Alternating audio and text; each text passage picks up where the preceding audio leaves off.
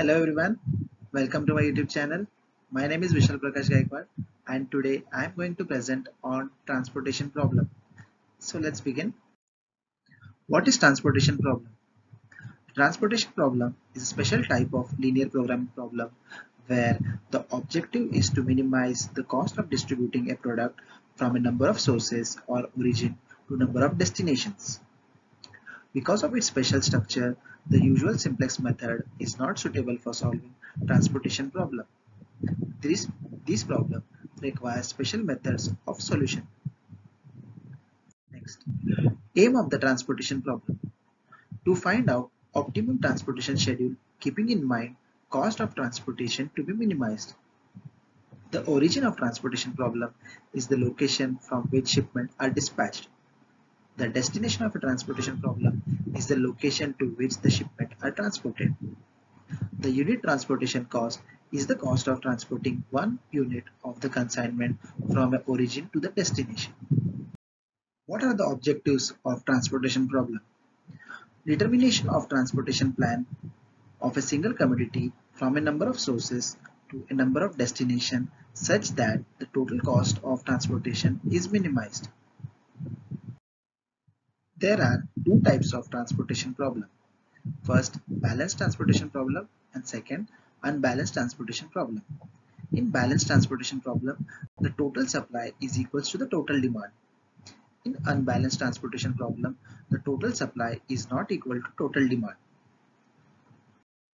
Phases of solution of transportation problem.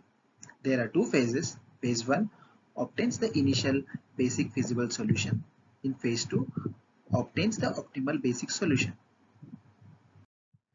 We obtain the initial basic feasible solution by three methods: northwest corner method, matrix minima or least cost method, and Vogel's approximation method. Optimal basic solution, that is phase 2, is obtained from two methods, that is stepping stone method and modified distribution method, that is also called as Mothi method. Now we will solve a transportation problem using northwest corner method, least cost method, and Vogel's approximation method. First we will solve by northwest corner method. In northwest corner method, we select the element which is at the northwest corner. The element means unit transportation cost. We have to attain the demand from the supply. In any transportation problem, by any method, we first have to check the number of supply is equals to number of demand.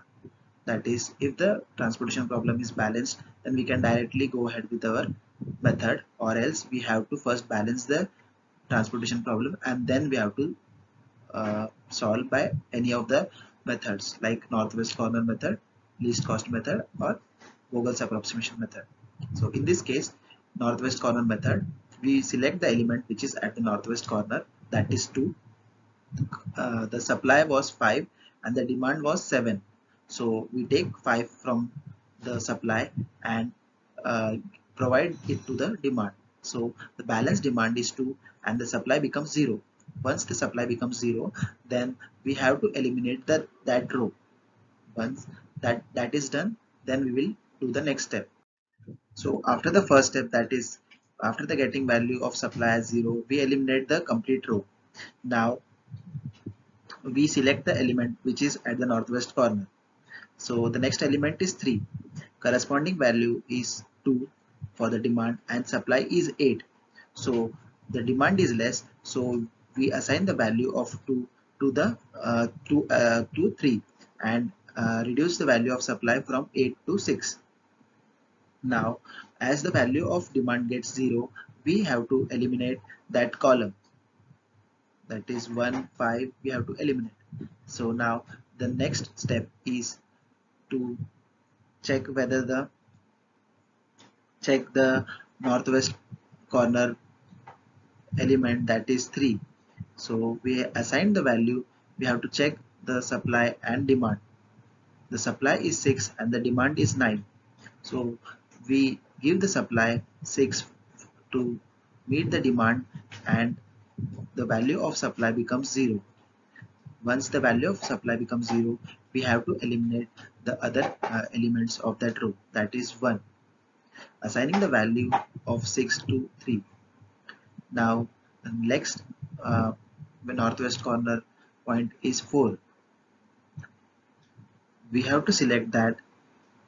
The next step, we have to select that and assign the value, that is 3, to it, balance value of demand, that is 3, to it, and then the demand will become 0. So once the demand becomes 0, we have to eliminate the complete row, and we have to reduce the same amount of from demand from the supply, that is 3. If we reduce the 3, then the value becomes 4. Now the northwest corner method, the last element which is at northwest is 7. We assign, we see that the demand is 18 and supply is 4, so we assign 4 to the 7, that is lowest value, to the unit cost, transportation cost. Therefore the demand gets reduced to 14 and the supply becomes 0 after supplying 4. Once the supply becomes 0, then we have to eliminate the row.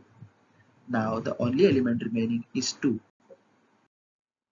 Only element remaining is 2 and the demand is 14 and the supply is also 14. So we supply the 14 from supply end to the demand, and we get total transportation cost as 2 into 5 plus 3 into 2 plus 3 into 6 plus 4 into 3 plus 7 into 4 plus 2 into 14, that is equals to 10 plus 6 plus 18 plus 12 plus 28 plus 28 is equals to 102. Therefore total transportation cost is equals to 120. Now we will solve the transportation problem with least cost method. In least cost method, the first step is to check whether the supply is equals to the demand, that is whether the question is balanced transportation problem or unbalanced transportation problem. In this, we have already checked that the supply is equals to the demand. Now in least cost method, we have to find the least unit transportation cost, that is 1. As we see, this is 1 which is least, and also we have 1 over here, but we select this one element and a corresponding value of supply is 8 and corresponding value of demand is 18. So to meet the demand, we have to supply 8 quantities from the supply to the demand. Now after supplying the value 8, the value of supply becomes 0. Once the supply value becomes 0, we have to eliminate the complete row, that is the elements of the row containing the supply, that are 3 and 3. They are deleted. Now the next step is to find the least element among the remaining. So we know that the 1 is least element among the other remaining elements. So corresponding values are 7 supply and the demand is 7. So we know that the demand is less than the supply, so the demand is met by supply of 7 numbers. So once the supply is given, the demand gets met and the demand remaining is 0. Once the demand becomes 0, we have to eliminate the entire column, that is 2, 3, 5. Now next step is to check the next least number, that is 2. Now as corresponding values are 7 and 10. Now we meet the supply, the supply is less, so we supply 7 from the supply end to the demand, and the demand was 10, so the reduced value of demand is 3 and the corresponding value of supply becomes 0. So once the supply becomes 0, we have to eliminate the row, that is 6. Element 6 will be deleted. Now we go to the next step, that is the element which is least, that is 4. Now the element corresponding values of supply are 5 and the value of here is 3. The balance demand was 3. So to meet the demand 3, we have to take the supply 3 from that and assign it to the unit cost, transportation cost. Once that is done, the demand becomes 0 and we have to eliminate the remaining elements from the column. The supply remains 2. Now here the least element is 4 and the corresponding value of supply is 7. Now the demand is 9, so we supply 7 from the supply end to the demand end. So the balance of demand is 2 and the supply becomes 0. Once the supply becomes 0, we have to eliminate the complete row. Now the balance is 2 in this row and balance of supply is 2 in this row.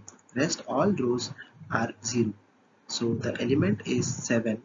We take that element and the value of demand is met by value of from the supply, that is assigning the value of supply to 7. We get total transportation cost as 1 into 7, 7 into 2, 4 into 7, 4 into 3, 1 into 8, 2 into 7, that is equals to 7 plus 14 plus 28 plus 12 plus 8 plus 14 is equals to 83. Therefore, the total cost by least cost method is equals to 83. Now, in Vogel's approximation method, we find the row penalties and column penalties. We'll see in the next slides. Now, in row, for finding the row penalty, we select the least element among the row.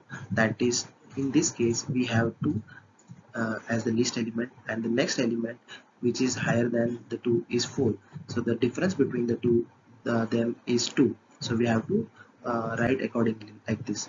For this row, 1 is the least element and 3 is the next element, so the difference is 2. So accordingly we will do like for the remaining rows. And here in column penalty, we have to select the least element from the column and then the greater one from the least element, that is 1 and 2. The difference between the two is 1. So we will follow the same procedure here also for the columns and obtain the row penalty and column penalties. Once the column and row penalties we obtain, then we select the maximum value from the penalties, that is row penalty and column penalty, and check for if it is in the row. Like in this case, if the value is in the rows, then we have to check which element is least in that row. In this case, we find that 2 is the least element, and we have to check for the supply, corresponding value of supply and demand to that element. In this case, pi is the supply and demand is 7. So to meet the supply 7, we have to supply 5 from the this end, and the 5, once the supply is 5 taken from here, then the value of supply becomes 0 and the demand is met 5, then the value of demand remaining is 2. So after getting supply 0 here, then the entire element will be eliminated. So now the next step is to find the row penalty and column penalty, like we had find out the earlier steps. Once we find that, then the next step is to select the maximum among them, and then if it is in row, then we select the least unit cost and assign the value of supply to the uh, assign the value which is supply is low, assign the value which is less, that is 8 is less than 18, so we assign the value of 8 from the supply to the demand end and meet the sub demand, and the balance of demand remaining demand is 10. So similarly we follow the same procedure and we get the next row and column penalties, and here the highest is 5 and it is in column penalty, so we have to select the least element from the column, that is 1, that is the one was already taken. So next element is 2, and the balance demand was 10, which corresponding value of supply was 40. So we will take the supply of 10 from here, and the balance remaining will be 4, and correspondingly the demand becomes 0, and we eliminate the row, sorry, the column. Similarly, we follow the steps for the next penalty, row penalty, column penalty. We obtain, and then we obtain the transportation cost as 2 into 5 plus 1 into 8 plus 4 into 7 plus 1 into 2 plus 6 into 2 plus 2 into 10 is equals to 80. Conclusion: the transportation problem is one of the most frequently encountered applications in real life situation and is a special type of linear programming problem. The transportation problem indicates the amount of consignment to be transported from various origins to different destinations so that the total transportation cost is minimized without violating the availability constraint and the requirement constraint. Thank you.